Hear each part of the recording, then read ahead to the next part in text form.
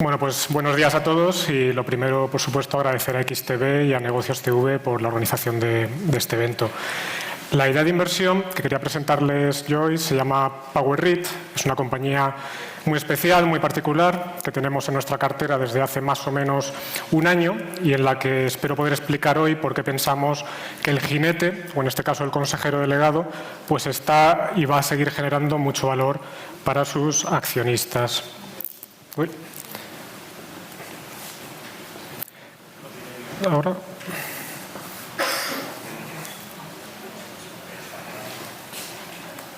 Vale. No sé si va con retraso el puntero, ¿es este o...? ¿Dónde apunta? ¿Aquí?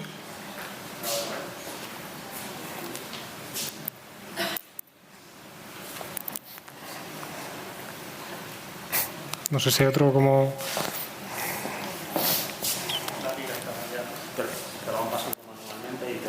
Vale, pues si podemos, por favor, volver al anterior. Vale. Primero, antes de presentar la tesis de inversión, para los que no nos conozcan, pues comento rápidamente quiénes somos.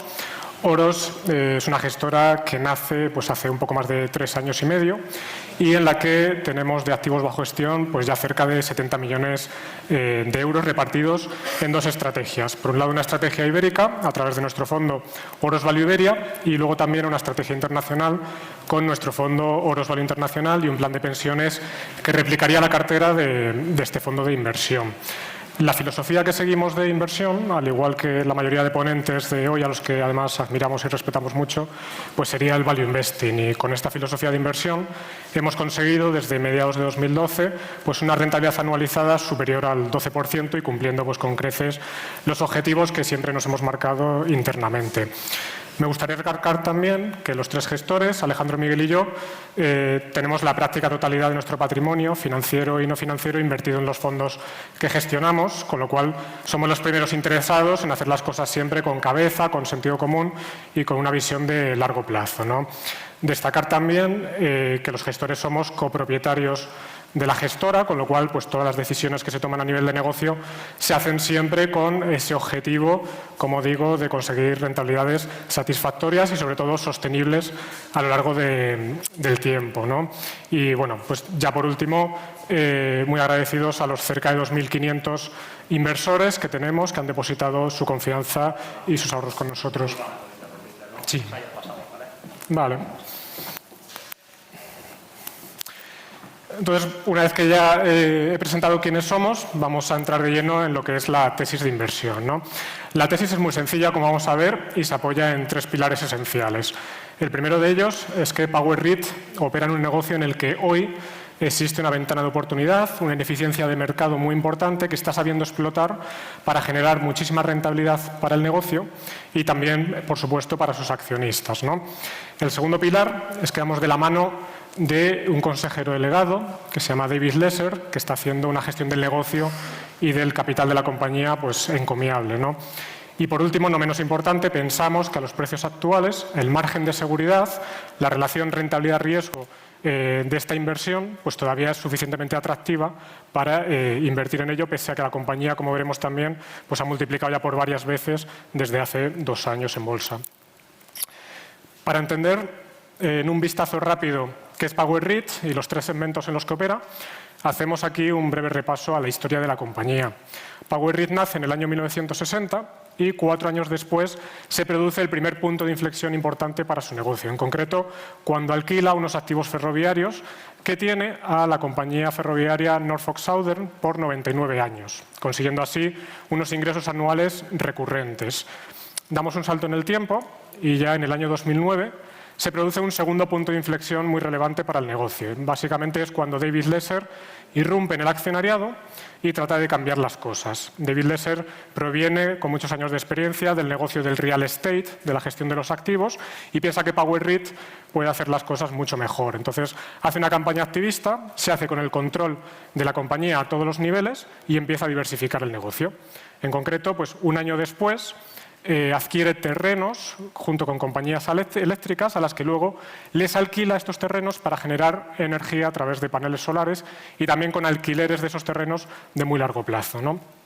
Por último, el tercer punto de inflexión mucho más importante todavía, se produce más recientemente, en el año 2018, 2019, y es cuando PowerRit se reorienta a los activos para el cultivo en entorno controlado. Luego veremos qué es exactamente esto. Además, este negocio se ha ido acelerando, ha ido ganando escala en los últimos meses gracias a una alianza estratégica muy relevante con una compañía que se llama Millennium.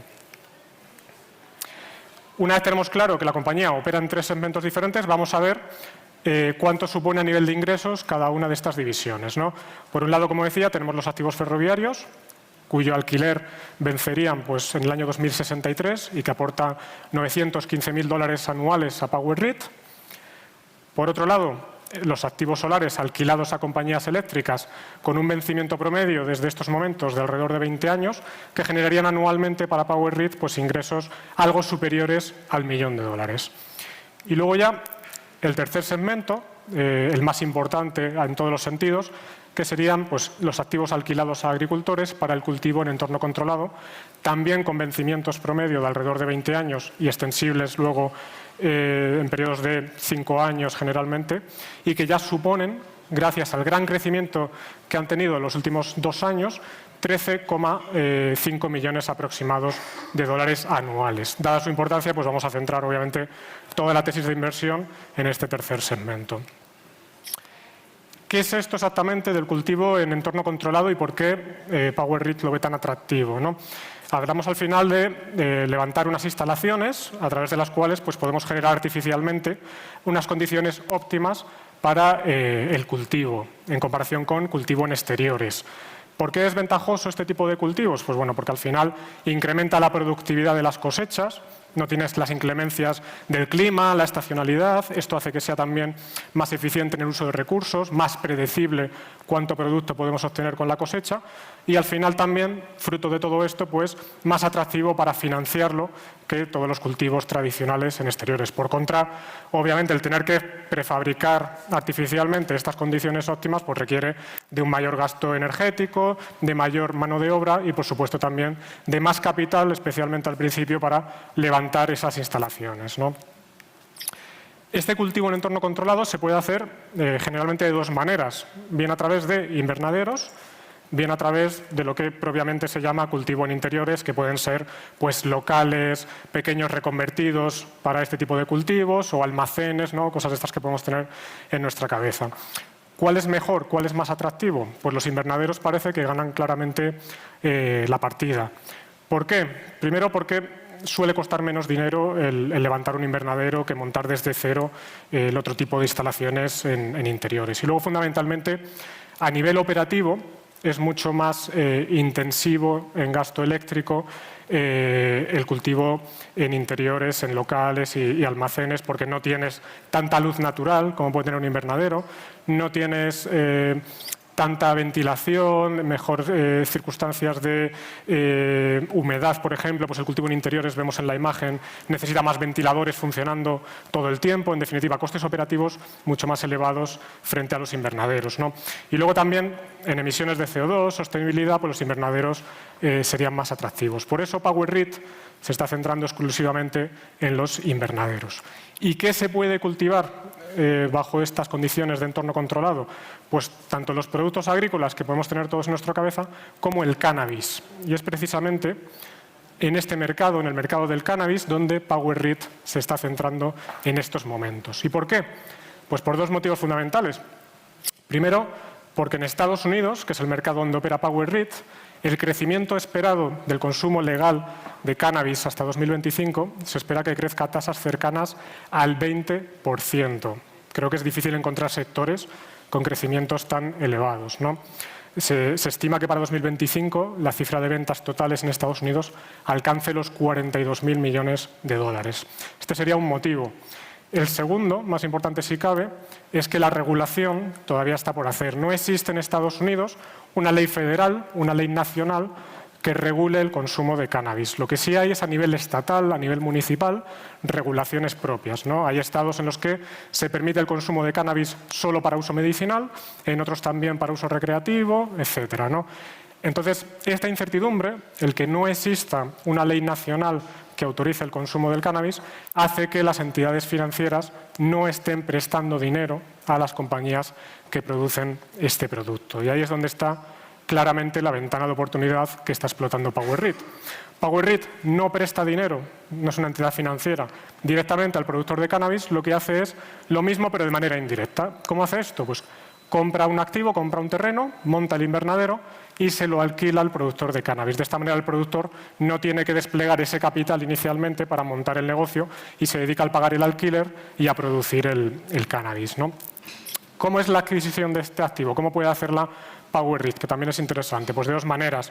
Puede comprar directamente al productor de cannabis que necesita una inyección de capital un invernadero que ya esté operando y luego alquilárselo de vuelta, es lo que se conoce como sale and leaseback, o más habitualmente está aprovechando que hay jugadores que tienen estos locales que no les sacan partido o a lo mejor tienen una situación económica complicada para comprárselos a precios de derribo, reconvertirlos como vemos ahí en la imagen y ya alquilárselos al productor de cannabis, ¿no? Es interesante también entender cómo funciona esta forma de financiación indirecta, ¿no? Podemos decir que hace PowerRit al productor de cannabis.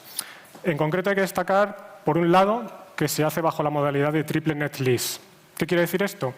Que PowerRit cobra el alquiler, pero no asume ningún gasto asociado a la gestión del activo. Es decir, no tiene que hacer el mantenimiento del invernadero, no tiene que contratar un seguro de la propiedad, no paga impuestos por el uso de la propiedad, etc. Eso todo lo asume el productor de cannabis, lo cual es muy atractivo, obviamente, en términos económicos para PowerRit. La duración de los contratos es en promedio, como decíamos antes, de 20 años, lo que da mucha estabilidad futura de ingresos a la compañía. Y luego también es interesante ver cómo se estructura esta financiación, ¿no? Los primeros 6 meses PowerRit no cobra ninguna renta a los inquilinos y los 36 meses siguientes tiene que recuperar toda la inversión, todo el dinero que ha puesto para adquirir el terreno, montar el invernadero y demás, ¿no? En el fondo es como una financiación a 42 meses con carencia de 6 meses para los productores de cannabis. Una vez que pasan esos 42 meses, ya sí sería el contrato típico de alquiler y además va actualizando cada año la renta a un 3% anual por la inflación, lo que nos parece bastante atractivo para la compañía, ¿no?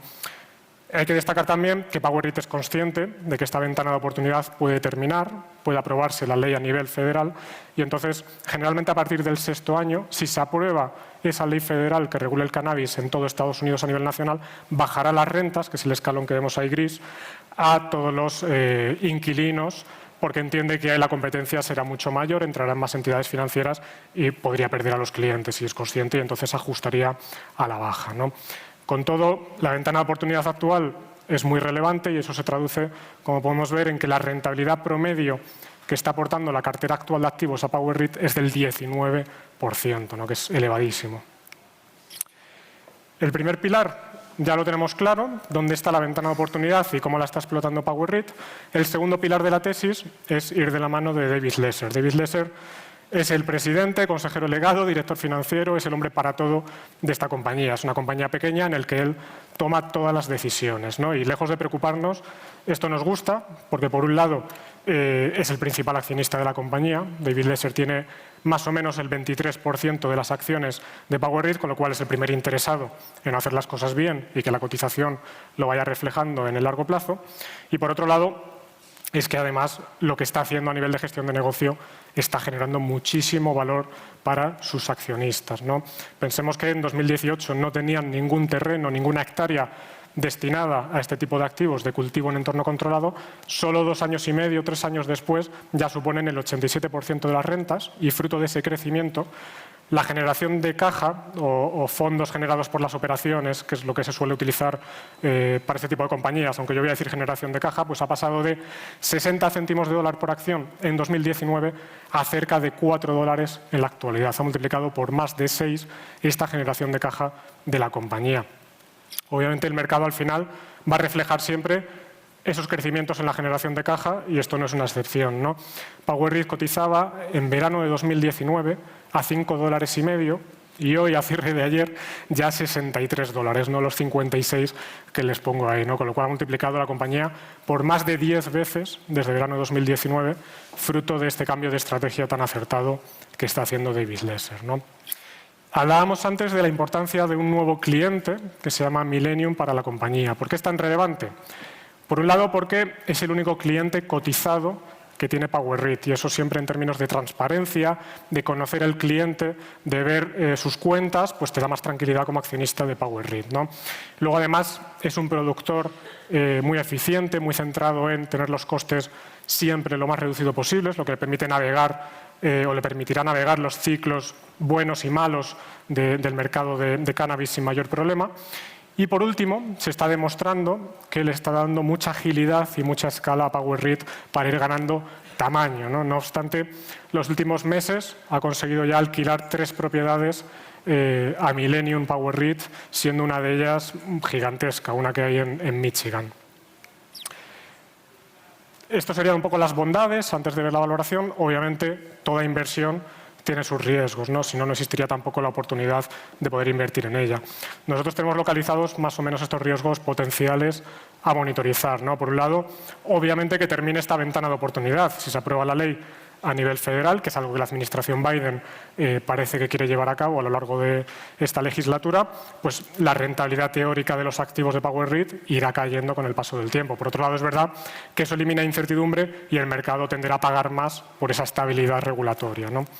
Esta regulación que está por hacer también puede suceder lo contrario. Todo parece que va a ir a mejor, pero si fuera a peor podría también perjudicar a tu negocio, ¿no? A la demanda de consumo futuro de cannabis. Y por último, la concentración de clientes. Millennium es una alianza estratégica que se ve que está aportando mucho valor, pero a su vez la concentración en este cliente pues es muy alta. El 50% aproximado de las rentas que cobra PowerReit de sus inquilinos proviene de esta compañía, de Millennium, ¿no? Luego además tiene otros 2 jugadores importantes, Sweet Earth y Candescent, que suponen el 18% aproximado. Pues es otro riesgo a tener muy en cuenta. Millennium es una oportunidad, quizás, luego veremos si es así, puede ser una amenaza. Y por último, el tercer pilar sería cómo atractiva está la compañía para invertir en estos momentos. Nosotros valoramos siempre todos los negocios en función de la caja que esperamos que generen a 3 años, ¿vale? Con los activos actuales, pensamos que PowerReit podrá generar alrededor de 9 millones de dólares de caja con el negocio, ¿no?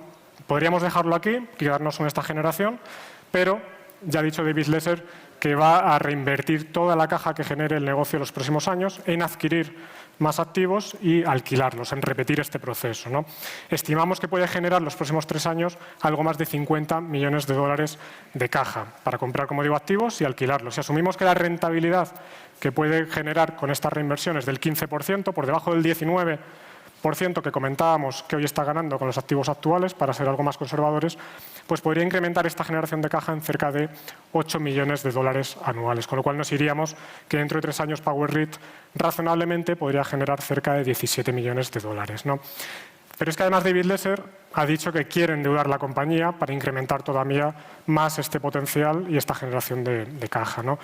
En concreto, unos 50 millones de dólares, que si asumimos que consiguen un diferencial entre rentabilidad de los activos en los que invierta con esta deuda y el coste de financiarse del 10%, pues aportarían 5 millones extra como escenario más positivo a la generación de caja futura. En definitiva, potencialmente en 3 años pensamos que PowerReit podría generar 22 millones de dólares. ¿En qué se traduce esto en términos de precios teóricos objetivos?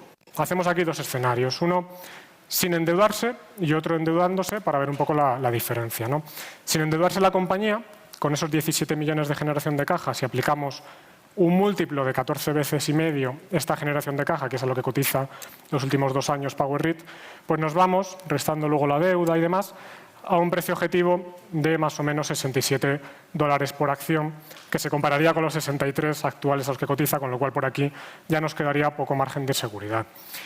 Si además añadimos los 50 millones de deuda, ese incremento de generación de caja, ¿en qué se traduce? Pues en un precio objetivo de 74 dólares y un potencial que podría estar pues, cercano a ese 25% aproximado a 3 años. No parece entonces una tesis de inversión demasiado atractiva.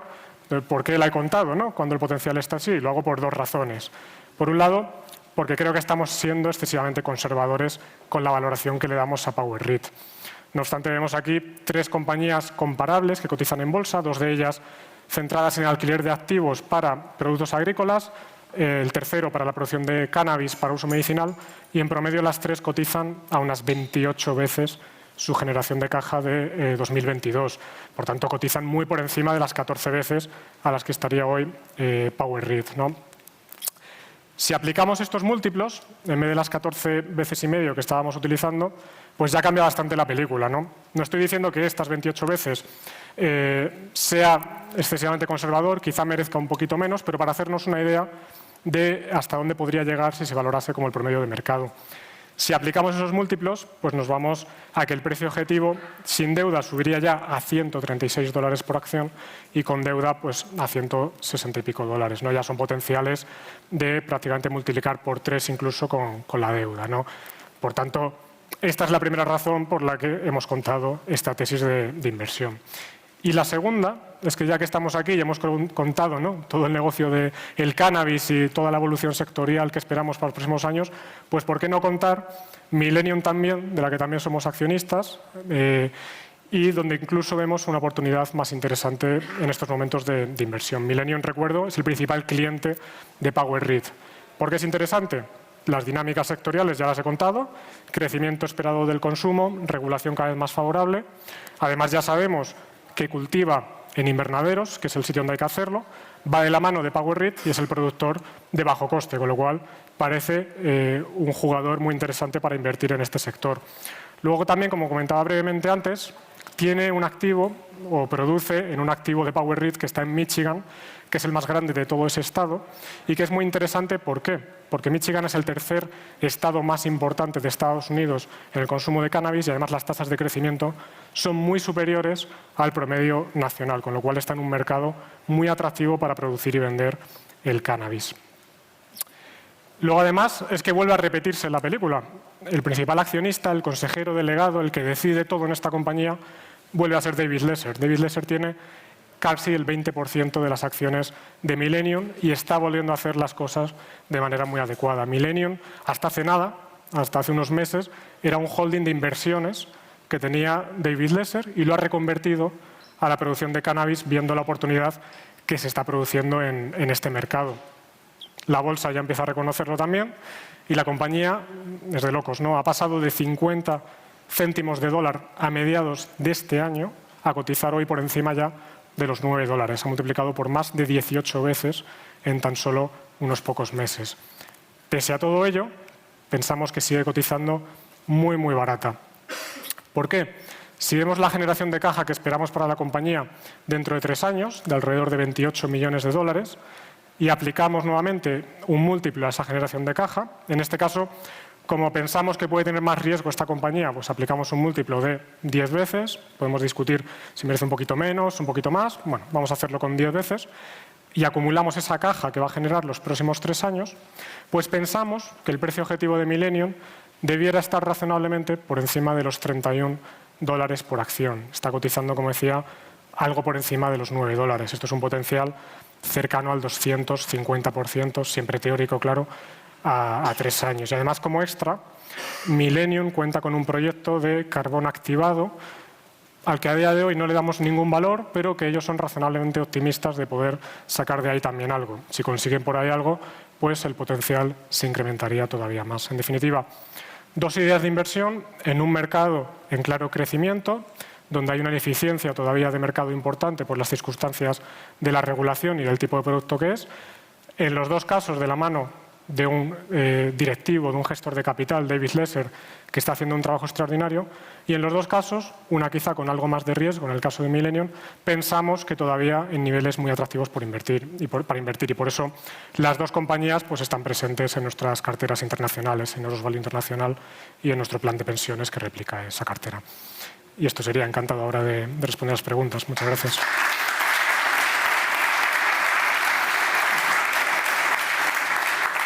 Bueno, Javier, pues muchísimas gracias. Enseguida vamos con las preguntas, pero antes os recuerdo, para todos los que estáis aquí, para los que nos estáis viendo desde casa, aunque sea sábado, con motivo excepcional, tenemos hoy, y debido al evento, a todo el equipo de gestores de XTB disponibles para poder atender cualquier petición, cualquier consulta, cualquier duda, tanto telefónico como online. Todo el día el equipo de gestores de XTB a vuestra disposición. Y ahora sí, pues vamos ya con las con las preguntas, Javier.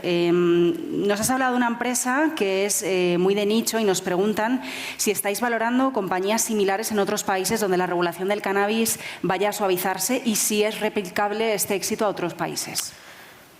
No estamos mirando fuera de Estados Unidos, sí que estamos echando un vistazo a alguna cotizada, tampoco es que haya mucho mercado todavía cotizado en el mercado del cannabis, pero es que al final gran parte de la tesis de esta compañía, tanto de PowerRead como de Millennium, es ir de la mano de David Lesser, que es el que está haciendo pues, una excelente gestión de capital, el que está sabiendo explotar esta ineficiencia y el que se está jugando su dinero con nosotros, que es algo que al final pues, nos gusta ver en las compañías en las que invertimos. Entonces, sí, miramos alguna idea, no están tan baratas, algunas de las que cotizan como hemos visto, y nos perderíamos ese extra de ir de la mano, como digo, de David Lesser. Entonces, por ahora estamos cómodos con estas dos y no creo que vayamos a cambiar en ese sentido. Habéis comentado o has comentado como riesgo para esta empresa la concentración de clientes. ¿Cambiaría vuestra tesis el hecho de que Millennium rompiese con PowerRead? Me cuesta creer que suceda, pero un poco por lo que hemos contado. Al final, David Lesser es el accionista principal en las dos compañías, él es el que ha creado esta alianza estratégica, el que ha visto la oportunidad, las sinergias, ¿no?, de tener por un lado al productor de cannabis y por otro lado al que adquiere los activos para luego alquilárselos. Entonces, me costaría ver en ese sentido que se rompiera. Sí que la compañía ha dicho claramente que quiere, aunque lo ve con buenos ojos, el seguir de la mano de Millennium, obviamente, pues ir diversificando los clientes, ir metiendo otros también de mayor tamaño que vayan reduciendo esta dependencia de Millennium, y bueno, es algo que yo creo que irán haciendo con el paso del tiempo, pero no lo vemos hoy como un riesgo tan reseñable por ese alineamiento que hay a todos los niveles entre las dos compañías, ¿no? Viendo que es un sector, ¿no?, con este potencial de rentabilidad, ¿creéis que puede incrementarse y ampliarse la competencia?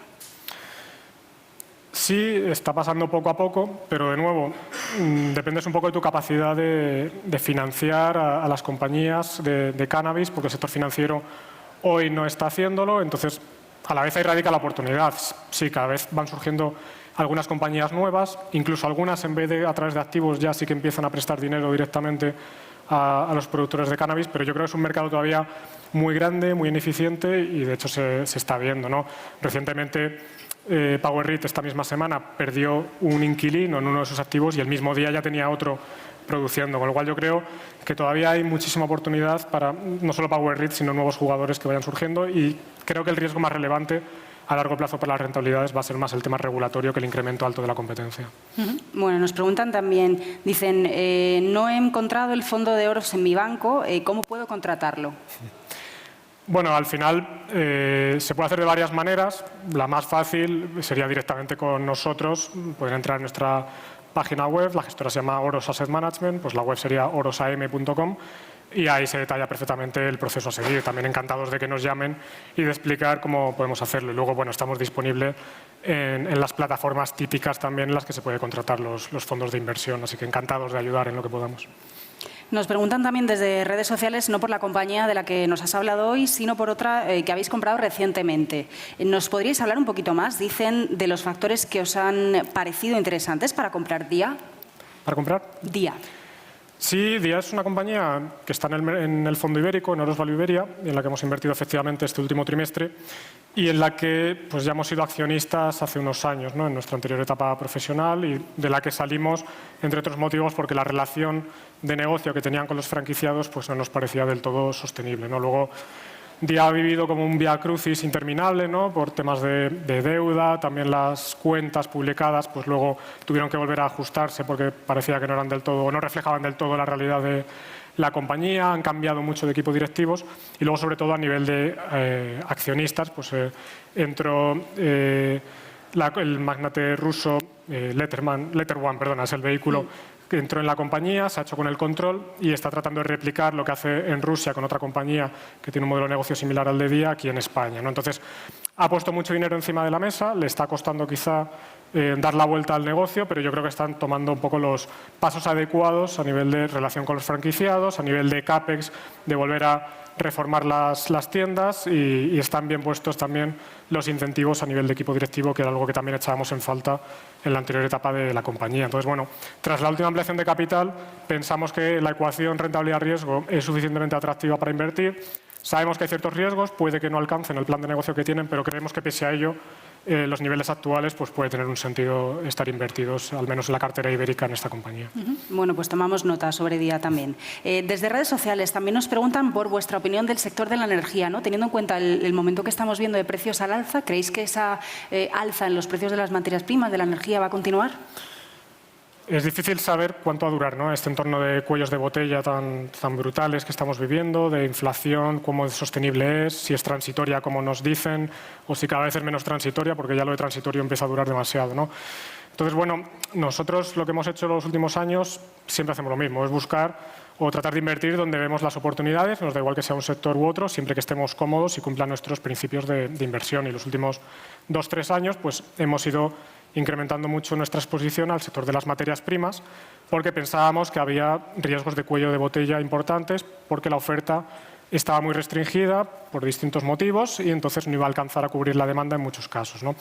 Han llegado estos cuellos de botella, no por lo que pensábamos en su día, porque al final la pandemia pues, ha impactado muy negativamente a la oferta de estos sectores y todos los estímulos monetarios y fiscales han incrementado muchísimo la demanda y entonces la oferta no llega generando este cuello de botella. ¿Es sostenible o no? Pues no sé cuánto va a durar, sí que sabemos, al menos en nuestro caso, que estamos protegidos con estas inversiones en materias primas o también en compañías de real estate, un poco lo que hemos contado también de PowerREIT, que pueden o tienen capacidad para ir subiendo esos alquileres y protegerse en estos entornos, ¿no? Siguen las preguntas sobre materias primas, en concreto sobre petróleo, teniendo en cuenta, ¿no?, un poco lo que acabamos de hablar, los cuellos de botella, estas oferta y demanda, ¿no?, que parece que no casan tanto en este momento. ¿Tenéis una visión alcista de esta materia prima?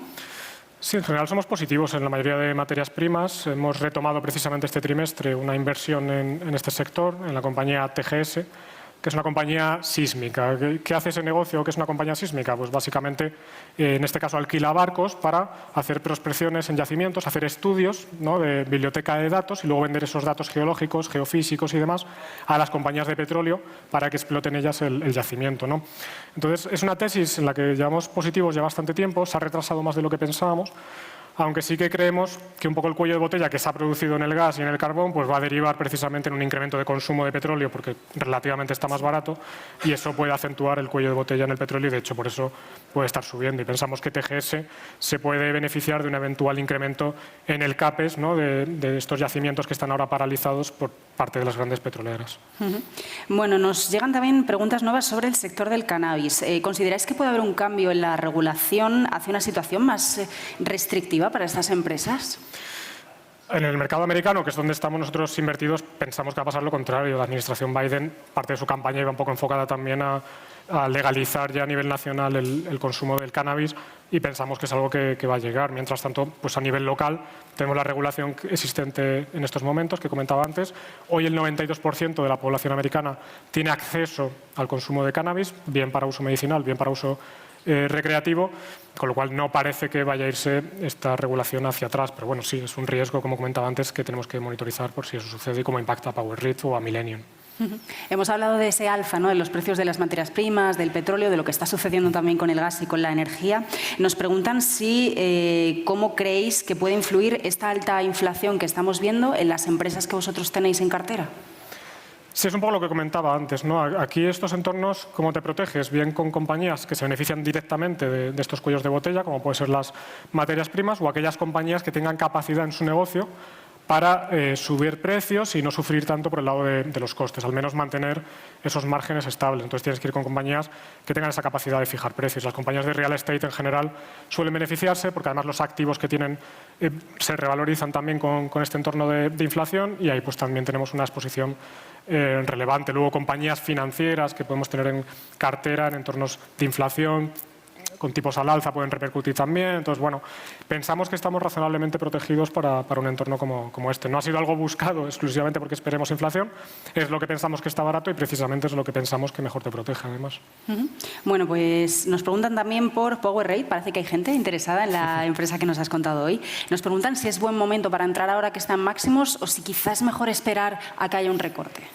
Es que nosotros no invertimos tampoco pensando en si la cotización va en el corto plazo a bajar o subir, ¿no? Nosotros analizamos la compañía, que es lo que he tratado de explicar, cuánto pensamos que razonablemente debería valer en un periodo de 3 años y eso lo comparamos con el precio al que cotiza la compañía en estos momentos. Si el potencial es atractivo para el riesgo que estamos incurriendo, entonces nos parece una buena oportunidad y por eso la tenemos hoy en cartera, ¿no? Tanto PowerReit como Millennium pensamos que todavía, pese a la gran subida, son atractivas para invertir. ¿Qué puede corregir? No tengo ni idea, no lo sé.